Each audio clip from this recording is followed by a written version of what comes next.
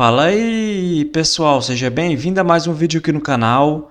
Vamos acompanhar as últimas notícias do São Paulo e mesmo após a eliminação para o Palmeiras, o Zubeldia vai continuar no comando do São Paulo e vamos ver a repercussão, né, pessoal, sobre o pênalti absurdo dado para o Palmeiras na eliminação do São Paulo na semifinal do Campeonato Paulista. Então, sem mais enrolação, vamos pro vídeo. Hora de falar sobre o São Paulo, ainda mais revoltado com a arbitragem e também com a Federação Paulista. Tudo porque nessa terça-feira, dia seguinte à derrota por 1-0 para o Palmeiras, houve a divulgação da conversa entre o árbitro de campo, o Flávio Rodrigues Souza, e o árbitro de vídeo, o Rodrigo Guarizo do Amaral. O São Paulo tinha a esperança de que o árbitro de vídeo tivesse tentado convencer o árbitro de campo da não marcação do pênalti, que só o Flávio Rodrigues Souza havia visto. Vitor Roque se choca com o Arboleda, mas fica muito claro para todo mundo que o Vitor Roque começa a cair antes mesmo desse contato. Pois bem, o áudio foi divulgado, vazado, e a irritação se tornou ainda maior porque o Rodrigo Guarizo do Amaral disse o seguinte, abre aspas, o Arboleda fez o calço com a perna esquerda no Vitor Roque. O pênalti está confirmado. Você, torcedor do São Paulo, pensa o quê sobre essa situação? Dirigentes do Tricolor prometem reclamar, prometem questionar a federação e também os métodos da comissão de arbitragem, mas a grande verdade é que não há nada que possa ser feito para reverter o resultado. A final do Campeonato Paulista terá Corinthians e Palmeiras e o São Paulo pretende utilizar esse período de 20 dias sem jogos para se ajustar para o Campeonato Brasileiro. Talvez a pergunta mais importante do torcedor são paulino nesse momento é sobre o futuro de Zubeldia e a forma como o São Paulo foi eliminado, com um resultado injusto por conta da marcação desse pênalti, deve dar sobrevida ao treinador argentino. O áudio do VAR, que é normalmente a prova do crime, né?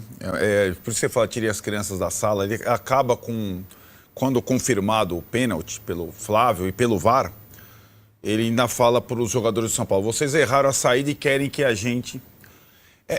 tem uma frase de um companheiro, o Sérgio Xavier, que trabalha hoje no Sport TV, o árbitro, e o Marcini fala também, é a frase dos dois, olha, o árbitro não pode ser justiceiro, né? Ele não pode punir o erro na saída de bola do São Paulo com uma penalidade que só ele viu. E parecia ele estar com a veemência com que ele apita o pênalti e fica insistindo na jogada. E a frase solta no final é de uma punição. O árbitro não está lá para ser justiceiro, como diria Paulo Massini. Ele está lá para arbitrar. E aí nós vamos no segundo ponto, que é arbitrar.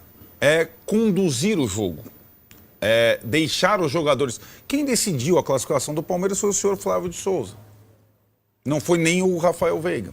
Então, quando você tem um campeonato que tem essa particularidade, que é a semifinal em jogo único, no campo do mandante e tudo mais, o que você espera é que o árbitro esteja preparado para não definir o jogo. Para deixar os jogadores definir o jogo. E ele definiu o jogo. O árbitro também fala para os jogadores que o lance foi checado e a federação, de uma forma bizarra, coloca a partir dos 20 minutos do segundo tempo em looping nas transmissões gerais um ângulo mais propício ao pênalti, dizendo... É a federação que gera as imagens. Exato. Não é a Record, não para é... todas as emissoras. Né? A federação tentando referendar o pênalti inventado pelo Flávio de Souza. Aí tem acho que uma diferença, mas assim, eu acho que a arbitragem brasileira é muito fraca mesmo, mas ela tem particularidades, né? Eu acho que a partir da escala, das definições e tudo mais. O árbitro experiente, como é o caso do Flávio, ele não é suscetível ao VAR. Ele dificilmente vai ao VAR. Quando o VAR é menor, isso a gente viu no Brasil desde que foi inventado o VAR. Quando o VAR é menor do que o árbitro, o VAR normalmente tenta fazer de tudo para concordar com o árbitro. E a coisa muda quando é o contrário, quando o árbitro é menor que o VAR. Aí o árbitro dá uma coisa, o VAR, opa, para aí. E a partir do momento, e pode ser nessa situação ainda de jogo único, mando único, se uma pessoa do VAR chama o árbitro para rever alguma coisa, é uma situação desconfortável, para dizer o mínimo para o árbitro. Né? E o VAR, se você ouviu o áudio, o Guarizo tenta de qualquer forma encontrar uma justificativa para o pênalti. Né? Perna esquerda contra a perna esquerda. Foi mais ou menos o que ele falou, sem entrar exatamente como o Massini falou, no mérito do piscinaço do Vitor Roque. É o Vitor Roque quem provoca o choque com o Arboleda. Ele se joga de uma forma até escandalosa. Na minha visão, levando em consideração a importância do jogo, o 1-0, como foi definido, é um dos maiores erros dessa era VAR. Um dos maiores erros em jogos de times grandes dessa era VAR. É um assinte, é um absurdo o que aconteceu. O senhor Guarizo do Amaral jogou a arbitragem do Flávio no lixo. Porque até então ele vinha bem, ele de longa distância, ele dá o pênalti, ele nem aparece na imagem de longa distância. E aí o VAR tem que entender o seguinte, se você puder, Fini, tem que deixar a imagem correr. Você não pode ficar analisando. O jogo não é jogado em câmera lenta. Em câmera lenta, como a gente mostrou, se puder mostrar lá em câmera lenta, você, obviamente, você vê uma perna na frente, você vai falar que é pênalti. Colocou a perna na frente. Quem joga, conhece um pouco de futebol, tem que ver com o jogo em andamento. Fica claro e evidente, aí, em câmera lenta, essa imagem...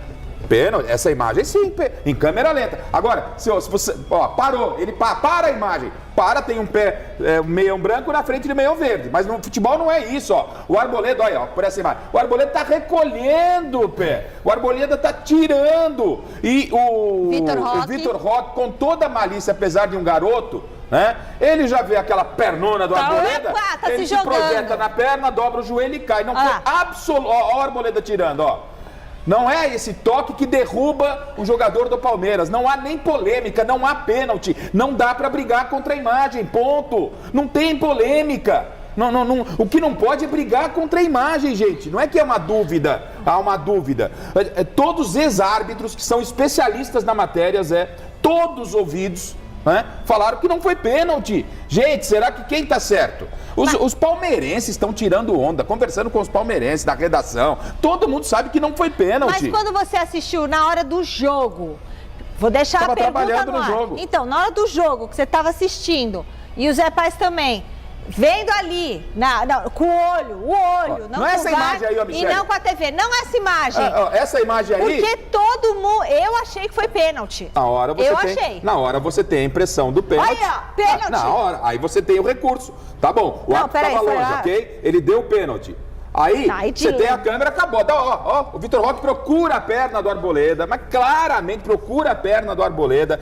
Ele arrasta, ele vai com o pé esquerdo na direção da perna do Arboleda e o direito já arrastando no chão e se joga, Ó o Arboleda tirando, Acabou, tirou, não tem absolutamente nada. Futebol é contato. Todo mundo que joga futebol, sabe que não foi pênalti. O palmeirense mais fanático está dizendo, eu queria ver se fosse o contrário. Ele ia falar que não foi. Esse aí a gente desconsidera porque é o torcedor. É muito chororô. Não foi pênalti e ponto. Chega, já foi. Não há nenhuma polêmica. E outra coisa, o Abel Ferreira, imagine se fosse ao contrário. Aí o Abel fala da perna do Arboleda. Então não dá pra gente considerar nem Abel, nem Ramon, nem Zubeldia, quando eles falam de arbitragem. Porque quando é pra eles, não, veja bem, o São Paulo jogou bem, o Abel não falou nada. Se fosse ao contrário, ele estava falando até agora. Mas esse é o papel dele, Então, se o seu Abel, quando ele chega aqui da Europa e fala, não, arbitragem do Brasil... Você também você quer o quê? Futebol, você é o primeiro Mas não venha com esse discurso hipócrita, não o Abel, todos os técnicos.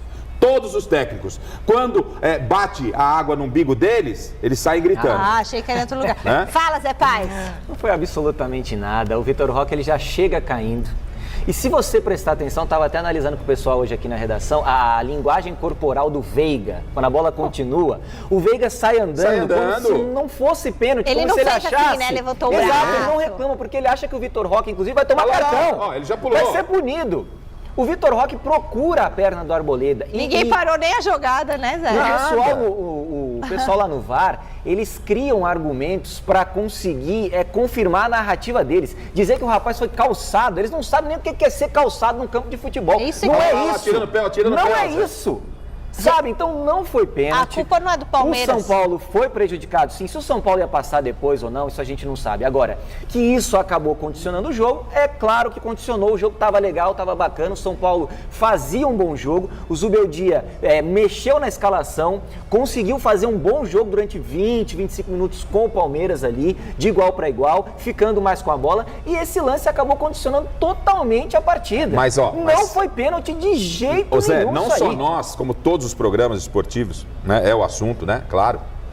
O lance aí da não penalidade, que acabou sendo confirmada e o gol do Palmeiras saiu, a gente tem que falar o seguinte, é a tal da saidinha de bola, né? Se a gente voltar pro lance, a saidinha de bola. Mete um bico na bola, o goleiro tira a bola da área. Eles não fazem mais isso. Não, ele vai tocar ali pro Arboleda, tal, deu no que deu, mete um bico na bola. Todo mundo quer ser Barcelona, Michele. Do Guardiola não é, cara, não é. Tem que ter que falar, dá uma olhada.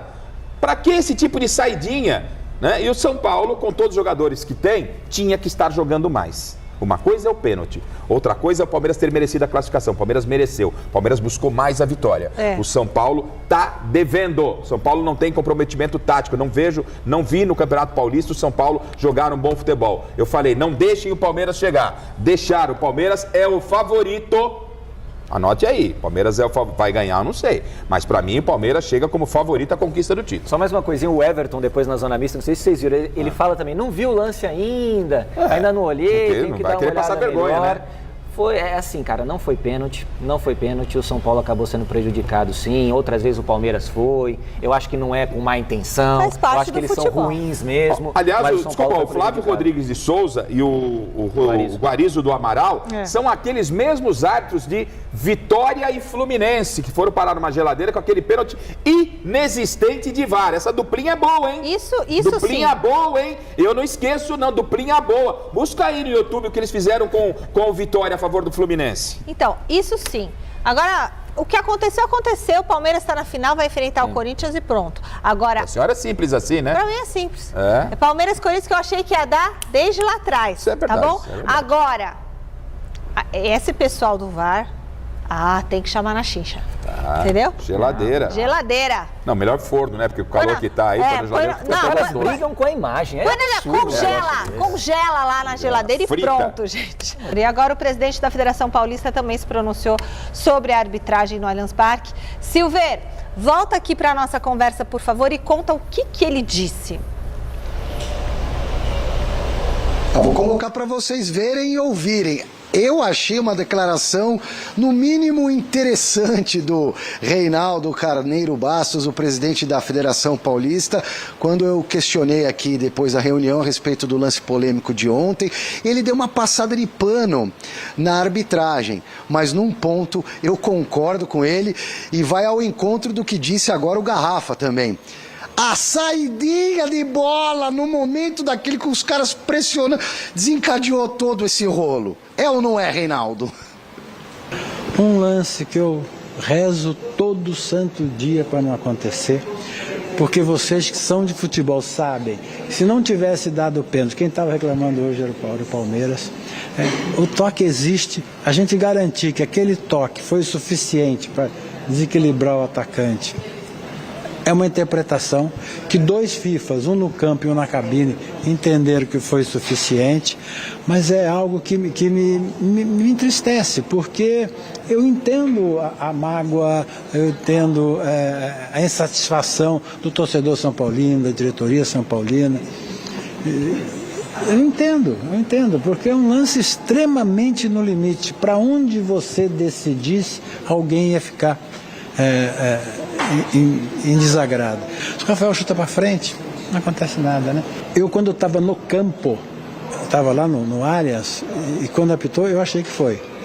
Quando eu vi na televisão, eu achei que não foi. Quando eu vi a construção, aí eu fiquei sem opinião nenhuma, porque é muito difícil você saber isso. Cara, não preciso, Rafael, chuta para frente da próxima vez. Não me cria esse problema de novo, porque isso é muito ruim. E eu volto a frisar, eu entendo o São Paulino. Eu estou um torcedor. Foi uma decisão que desagradou a eles e eles têm motivo para entender, porque muita gente achou que não foi. Bom, para mim não foi mesmo. Ponto de contato, esse papinho dos caras do VAR, teve contato, mas os caras sabem interpretar, o contato foi do atacante para com o defensor, na minha modesta e humilde opinião. Agora, tão ou pior do que o erro da arbitragem, o erro da saidinha, né, gente? Pô, jogo decisivo, não dá pra fazer esse tipo de besteira. O futuro do Zubeldia muda alguma coisa depois dessa eliminação com polêmica? Não, o futuro do Zubeldia, pelo menos segundo garantiu o presidente Júlio Casares e também o Carlos Belmonte, diretor de futebol, segue o mesmo, ou seja, no comando técnico do tricolor. Vamos ouvir então o que o Casares falou ontem ali na zona mista, depois que acabou a partida e que o São Paulo foi eliminado. Olha só.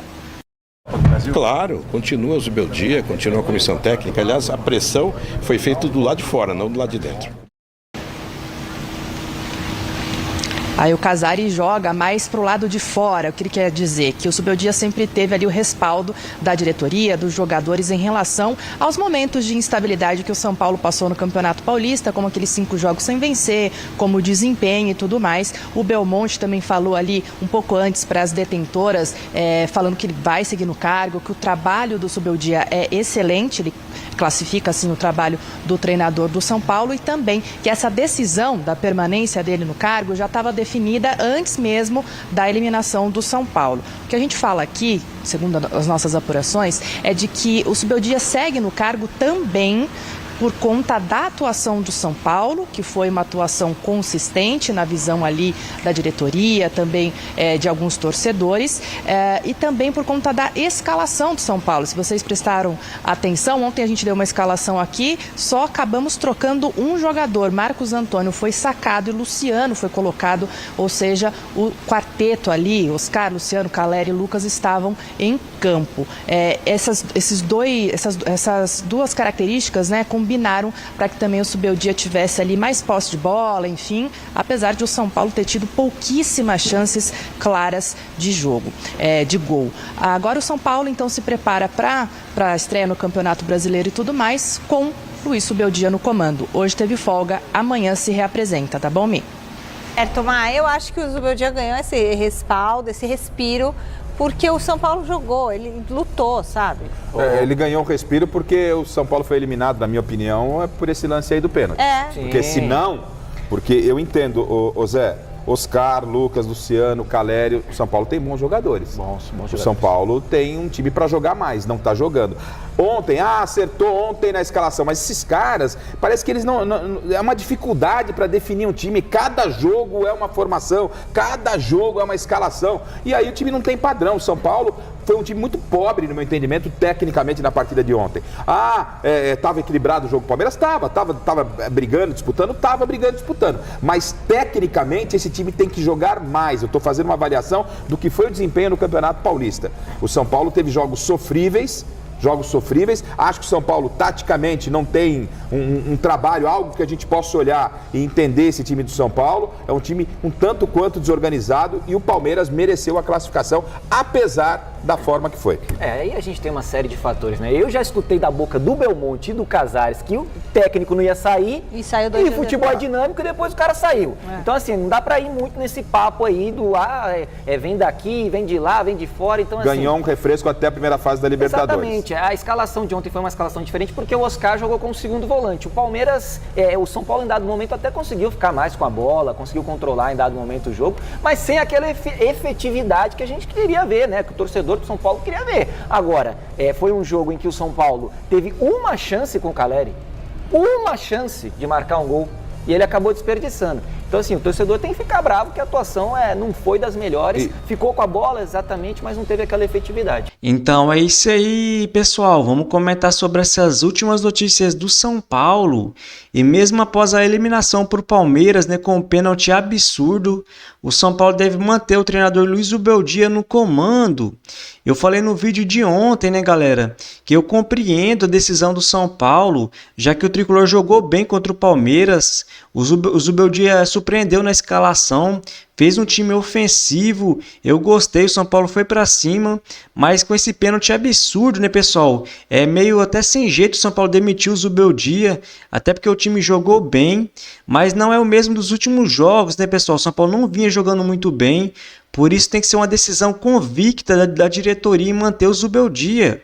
Porque não adianta nada segurar ele, aí o São Paulo começou o Campeonato Brasileiro e a Libertadores não jogando muito bem, e aí demitir, né, pessoal? porque aí o próximo treinador vai ter pouco tempo para trabalhar.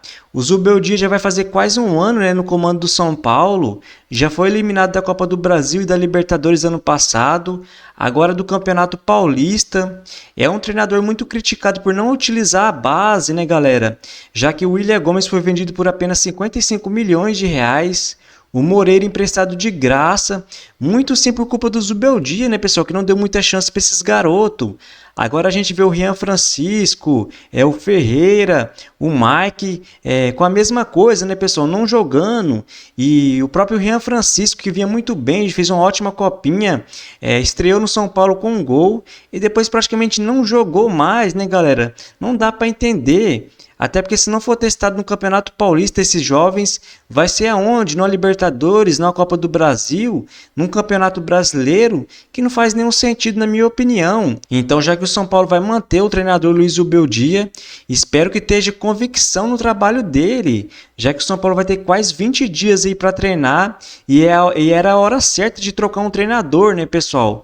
Então vamos ver como que o São Paulo vai tirar esses dias aí com o Zubeldia, os treinos, né, pessoal? O São Paulo vai começar bem no Campeonato Brasileiro, principalmente, porque agora não tem mais desculpas, né, galera? Vários comentaristas vêm falando que tem que ter tempo, tem que dar tempo para o Zubeldia, que não sei o quê, sendo que ele já está quase um ano no comando do São Paulo. Agora tem que fazer esse time jogar. Que nem eu venho falando, né? O São Paulo está muito perto de anunciar uma parceria com o empresário grego Ângelos Marinakis, que deve investir mais de 600 milhões de reais na base do São Paulo. Então o treinador do clube precisa, né, pessoal, colocar esses garotos para jogar, já que o São Paulo atravessa uma grande crise financeira e o único jeito, né, pessoal, é revelar e vender esses jogadores. Até porque o São Paulo já aprovou o fundo de investimento e tenta quitar suas dívidas bancárias e diminuir, né, os juros do clube em quase 50%, mas mesmo assim, né, pessoal, precisa fazer outras coisas, já que não pretende virar SAF nos próximos anos. E o presidente da Federação Paulista de Futebol deu uma entrevista ontem, né, galera, sobre o pênalti, falou também sobre o pênalti dado a favor do Palmeiras, um pênalti absurdo, né, do Arboleda em cima do Vitor Roque, que não foi. E ele falou, né, pessoal, que na opinião dele, ele achou que foi, depois ele achou que não foi, que não sei o quê, que acho que o juiz até acertou no lance, que não sei o quê. Falou que o Rafael poderia ter chutado a bola para frente, que não ia ter acontecido isso, que não sei o que. É um absurdo, né, galera? A federação não assumir que foi um erro. Todos os comentaristas, ex-árbitro, né, falou sim que foi um erro absurdo e, na minha opinião, ele não tem o que falar, né, pessoal? A gente sabe que foi um erro do Rafael, sim. No começo do jogo, o São Paulo estava com essas jogadas como faz o Diniz, né? Toca a bola ali atrás, toca pro goleiro, toca pro zagueiro. Eu já estava prevendo que ia acontecer um lance desse. O São Paulo não vinha fazendo isso nos últimos jogos, não sei porque fez logo num jogo decisivo, de um jogo apenas, né, eliminatório. Então, mesmo após esse erro, né, pessoal, do Rafael Lipo Arboleda, que tem o presidente da Federação Paulista em se intrometer? E o que aconteceu, né, pessoal? Então, porque o goleiro do São Paulo falhou ali, o juiz tem todo o direito de falhar também, que tá tudo bem. Então não faz nenhum sentido esse presidente da Federação Paulista e o São Paulo fica nesse negócio de mandar ofício, que vai mandar ofício, que mandou, que não sei o que não adianta de nada, né, galera? O presidente da Federação também criticou o São Paulo por reclamar que o Veiga deu um chute ali na bandeirinha do próprio clube, que não sei o que. Isso aí pra mim é desviar o foco, né, pessoal, do pênalti, para chamar o São Paulo de chorão, que não sei o que. Então o presidente do São Paulo tinha que ser mais objetivo, né, pessoal? Tinha que até ameaçar não jogar o próximo Campeonato Paulista. Apesar que o São Paulo tem todos os contratos, né, recebe quase 40 milhões de reais por Campeonato Paulista praticamente. Mas tem que fazer uma coisa mais drástica, né, pessoal? Não dá para aceitar ser garfado desse jeito e praticamente a federação ali praticamente tirando sarro do São Paulo. Então, eu acho que o presidente do São Paulo, a diretoria do Tricolor, tinha que se posicionar mais. E essa final, né, pessoal, entre Palmeiras e Corinthians, claro que não tem como torcer para ninguém, até porque eu sou São Paulino, mas espero, né, pessoal, que esteja aí um lance igual como foi esse lance, para ver o chororô, né, do Palmeiras ou do Corinthians, porque eles nem falam, né, pessoal? O vice-presidente do Palmeiras falou que o São Paulo vem chorando demais, que não sei o quê. O presidente do Corinthians nem falou nada, quase praticamente, falou que vai ser um belíssimo jogo, que merecia essa final. Então, beleza, né, pessoal? Vamos ver que quando for com eles, se eles não vão chorar. Agora pode ter sido contra o São Paulo, mas em breve pode ser contra o Corinthians e contra o Palmeiras. Então, vamos ver, né, que o senhor Abel, esses caras do Palmeiras que ficou tirando sarro do São Paulo, o que eles vão falar, né, pessoal? Até porque tem Libertadores, tem Copa do Brasil, tem Campeonato Brasileiro, tem muitos campeonatos pela frente que o São Paulo pode vingar, né, pessoal? Acontecer ao contrário, um erro a favor do São Paulo. E após ficar de fora da final do Campeonato Paulista, o São Paulo volta agora a jogar no dia 30, jogando em casa, né, contra o Sport, na estreia do Campeonato Brasileiro. Depois, no dia 5, enfrenta o Atlético Mineiro fora de casa. No dia 12, o São Paulo joga em casa contra o Cruzeiro. E no dia 16, fora de casa contra o Botafogo. E no dia 19, tem um clássico pela frente, joga em casa contra o Santos. E no dia 26, enfrenta o Ceará fora de casa. E no dia 3 de maio, o São Paulo joga em casa contra o Fortaleza. E no dia 10, mais um clássico pela frente, ele joga fora de casa contra o Palmeiras. Lembrando, né, pessoal, que algumas datas pode ter mudança ainda, né, pessoal? Já que é uma tabela ainda não definida totalmente, mas essa é a possível sequência do São Paulo. Lembrando que dia 17 vai ter o sorteio da Libertadores e a gente vai conhecer, né, os grupos do São Paulo e as datas, né, pessoal, e horários para esses jogos. Então é isso aí, pessoal. Se você curtiu o vídeo, deixa seu like, se inscreva no canal e até a próxima!